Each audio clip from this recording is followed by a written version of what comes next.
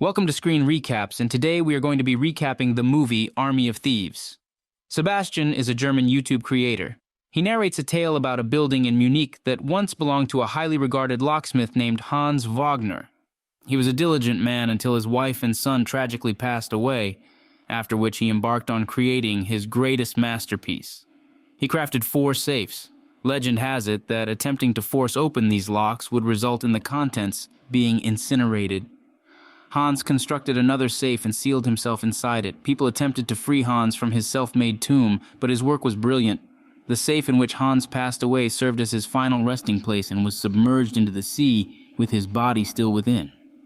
The 3 out of the 4 safes he crafted, the Rheingold, the Valkyrie, and the Siegfried, are said to still be in circulation, but their current locations remain a mystery. As for the 4th vault, the Gutter Dämmerung, no one knows what became of it. He concludes his video by asking viewers to hit the like and subscribe buttons. While the video is being uploaded, he skillfully solves a lock on his table in 8 seconds and takes pride in his ability. One thing he can't seem to decipher is the YouTube algorithm.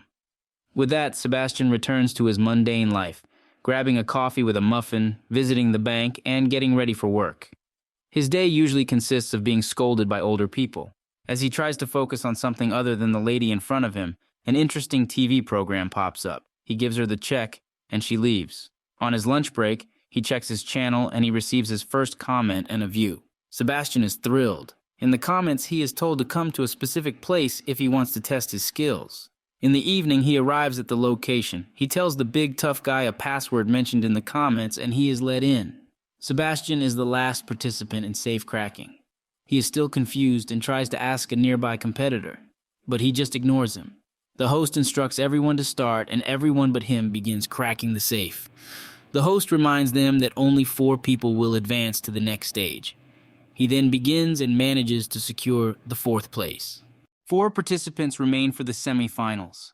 The audience places their bets, and they begin cracking the safe. Neo opens the safe first, followed by Sebastian in 2nd place. In the final round, they are given 3 minutes to break open the door.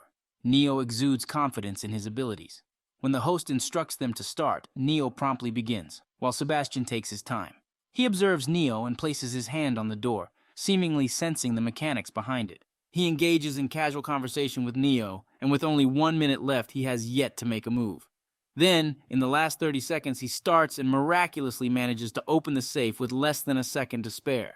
Neo attempts to confront him, but a big, tough guy holds him back. The crowd erupts in cheers. Among the enthusiastic onlookers, he spots a woman named Gwendoline. Unbeknownst to him, she will play a significant role in changing Sebastian's life.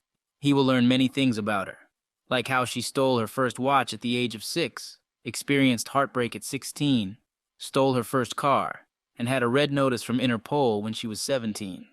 However, in this particular moment in the basement, he remains unaware of these aspects of her life. Later at home, he places his award alongside his family photos. He feels immense pride at having the opportunity to showcase his skills. The following morning, while preparing his coffee, Gwendoline startles him, causing him to spill it on himself. She reveals herself as his first commentator and viewer on his videos. Curious, he asks for her identity, and she confidently responds that she is the woman destined to change his life forever. Gwendoline has been observing his routines and notices that he often spends time alone. She opens up about her recent activities in the cafe, where she managed to swindle a woman's ring, someone's watch, and the man in the back corner's gun. She straightforwardly admits to being an internationally wanted jewelry thief and expresses her desire to recruit Sebastian. She explains that no one knows more about Hans Wagner than he does, and that's precisely why they need him. Due to an outbreak in America, the safes will be decommissioned in Geneva within the next 96 hours. This presents a golden opportunity for Sebastian to solve the 3 puzzle safes crafted by Hans. Gwendoline takes his hand and gives him an address to visit if he decides to join their cause. He continues his mundane, uneventful life, and at home, while watching news about America's situation, he finally makes up his mind. Sebastian visits the address and Gwen warmly greets him. Inside, he meets Karina, who is in charge of logistics and is a master hacker. Ralph is their getaway driver, known for his exceptional speed. Nicolas Cage himself would struggle to keep up. The last member is their real-life action hero, Brad Cage, who grew up watching countless Nicolas Cage movies. That completes their team. Karina briefs Sebastian on their plan. The Rheingold safe is located in Paris, France, with 413 million combinations. The Valkyrie safe is in Prague, Czech Republic, boasting 235 billion combinations, while the Siegfried safe in St. Moritz, Switzerland, has a staggering 72 trillion combinations, rumored to contain up to $100 million. All the vaults are owned by the notorious billionaire Bly Tanaka. Time is of the essence, so they head straight to Paris. As they're on the brink of robbing a credit union, Sebastian starts to hesitate. However, they gather together and go over the plan again. Sebastian takes the lead and heads straight for the bathroom. Gwen follows, skillfully obtaining the guard's key while pretending to inquire about a safety deposit box under a fake name. Karina enters, and the cashier is the only English-speaking staff member who can assist her. Taking advantage of the situation, Gwen slips away and rendezvous with Sebastian as they make their way into the vault. Their plan unfolds flawlessly, and they finally find themselves in the presence of the Rheingold vault. Before proceeding, Sebastian gets caught up in recounting the history of the safe to Gwen, who appears uninterested and eager to get started. He fondly refers to it as his love and even plays the song Dust Rhein Walt while starting the process. The gears and machinery click into place, and the locks give way, granting them access. Filled with elation, Sebastian and Gwen celebrate their success. Gwen emphasizes that their pursuit isn't merely about money, but becoming legendary. For a moment, Sebastian contemplates kissing her, but decides against it. They both leave the vault, completing their first successful heist. Meanwhile, Delacroix, an Interpol agent, becomes aware of the team's recent robbery. Beatrix questions the relevance of this development, given the ongoing zombie apocalypse in America. However, Delacroix remains undeterred, uninterested in the zombie crisis. Surveillance cameras capture footage of the perpetrators, and Interpol is aware that they are still seeking the remaining vaults. Only 2 chances remain for Interpol to apprehend them. The team gathers to play beer pong, with Brad showcasing his skill with a perfectly executed throw from behind his back. During a friendly moment, Sebastian strikes up a conversation with Ralph over sandwiches and engages in a chat with Karina, who appears interested in more than just conversation. However, Sebastian's attention is fixed on Gwen. Karina reveals to him that Gwen and Brad are actually dating, but their relationship is currently strained. Sebastian decides to visit Gwen in her room, and she candidly explains Brad's behavior to him. She humorously compares Brad to a hypothetical baby resulting from the combination of Brad Pitt and Nick Cage, hilariously naming it Brad Cage. According to her, he's a rather narcissistic individual. In return, Sebastian shares a childhood story of his desire to have a cool name like Ludwig Dieter. As the night progresses, they spend hours conversing, with Gwen doing most of the talking while Sebastian is captivated by her. Meanwhile, Brad is becoming increasingly agitated that his girlfriend is preoccupied with Sebastian. However, Gwen invites him to sit next to her and discloses her plans for the future. Once they complete their quest for the vaults, she expresses her desire to go to America, specifically Nevada, as rumors suggest that the 4th vault, the Gouder de Marengue, is located there. The following day, the crew heads to Prague, where Delacroix awaits them. Brad remains hostile towards Sebastian.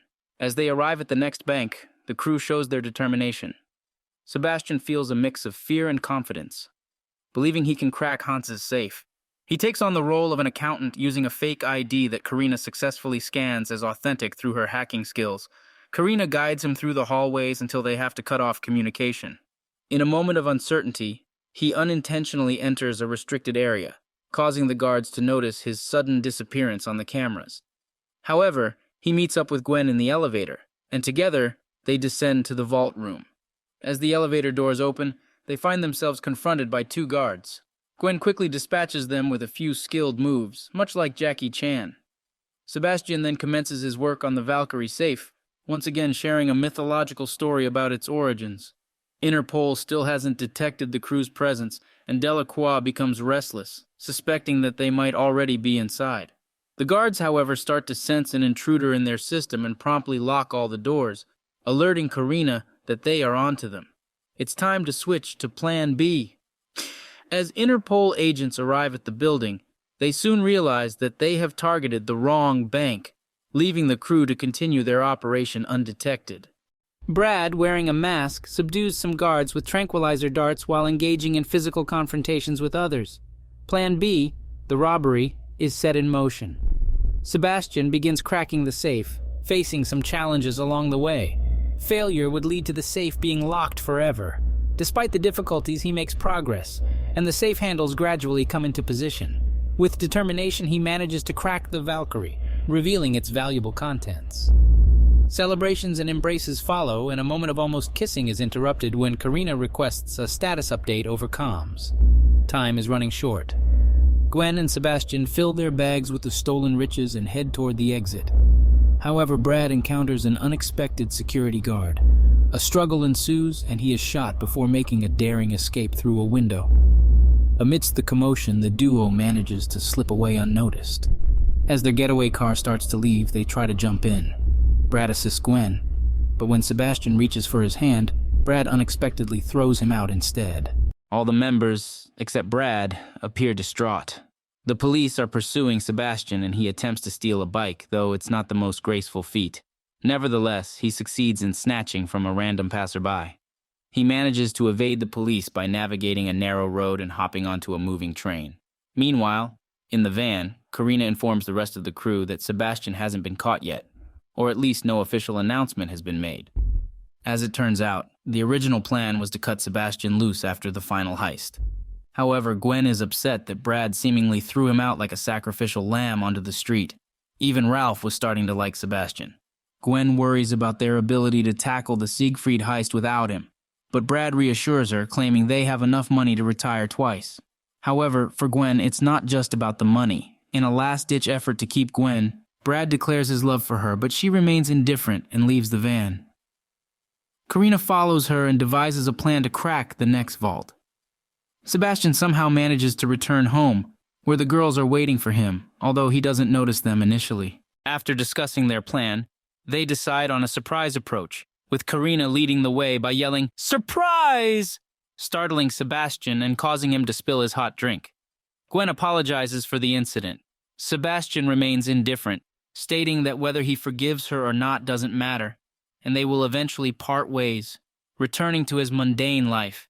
However, Gwen passionately explains how much they need him, and that he's the only one capable of cracking the safe, emphasizing that they are about to make history.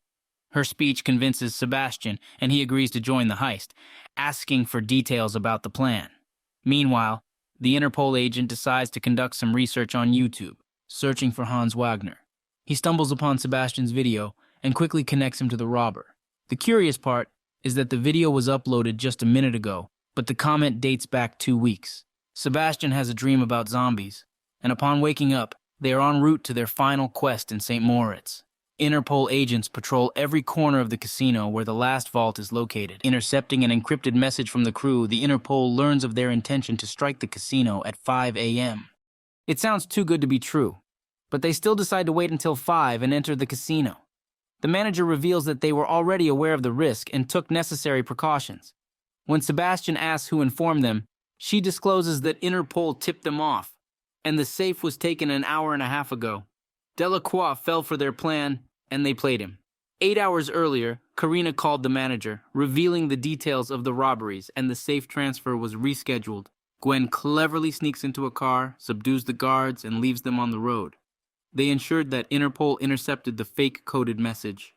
Subsequently, they successfully retrieved the Siegfried from the casino and loaded onto a truck, with Gwen and Sebastian disguised as guards.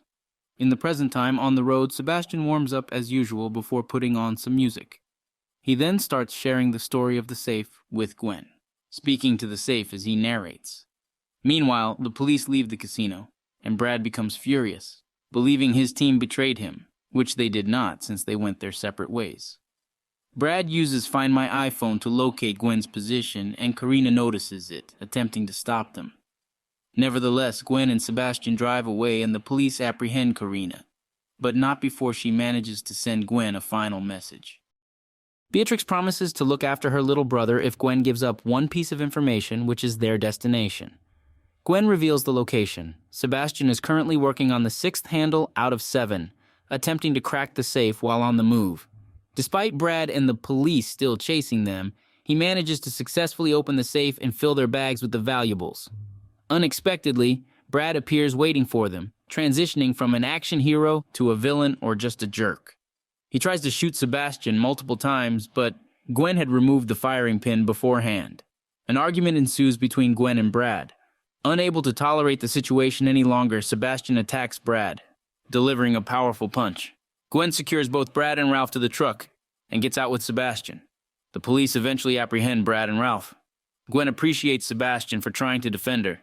He confesses that he has strong feelings for her, and despite the bad timing, they end up sharing a kiss. Gwen admits that she also likes him a lot. With the stolen money, they head towards the boat, but Delacroix manages to catch up to them. So they find themselves at a standstill, guns drawn. Gwen strikes a deal with Delacroix. He can take her if he releases Sebastian. Delacroix agrees, but Sebastian disagrees. Despite Boyne's attempt to persuade him, Gwen insists they will find each other again and solve the Gerderderm room together. Eventually, he boards the boat and departs, but he feels heartbroken when he realizes that Gwen got him a ticket to the same destination she is going to. She was the only person he wanted to be with, and he has a feeling they will reunite to solve the Götterdämmerung. In California, sometime later, a woman and a man visit a locksmith shop and find Sebastian. They show him the blueprints of the Götterdämmerung and inquire if he can crack it. He smiles in response.